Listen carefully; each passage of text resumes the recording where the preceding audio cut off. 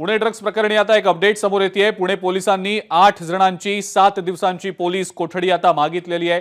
Pune drugs प्रकरणातल्या आरोपींची police कोठडी मागितली गेलेली आहे। अंमली पदार्थ सेवन केलेल्या मुलांच्या रक्ताचे नमुने देखील आता घेतले गेलेले आहेत। 2 आरोपींची गुन्हेगारी पार्श्वभूमी असल्याची माहिती कोर्टात पोलिसांनी दिल्याचं देखील समजतंय।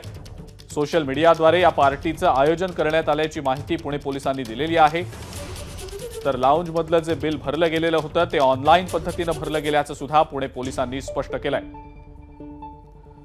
आणि याच संदर्भातली अधिक माहिती देत आहेत आपले प्रतिनिधी मिकी घई। मिकी, काय नेमकी माहिती?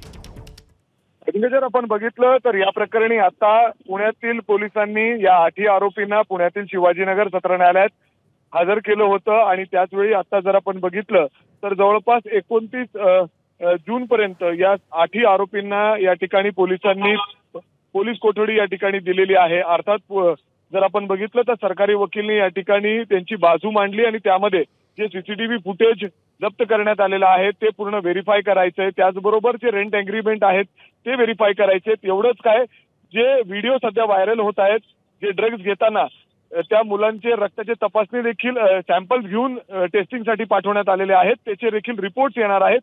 ते ड्रग्ज नेमके कुठून आलेले होते, ही पार्टी कशासाठी ऑर्गनाईज केलेली होती आणि रात्री उशिरापर्यंत कुटण्याच्या परवानगीने हे सगळी पार्टी सुरू होती। असे वेगवेगळ्या स्तरावर ही चौकशी सुरू आहे आणि त्यामुळे 7 दिवसांची पोलीस कोठडी मागितलेली होती आणि त्याच पार्श्वभूमीवर कोर्टाने 29 तारखेपर्यंत पोलीस कोठडी या 8 आरोपींना दिलेली आहे।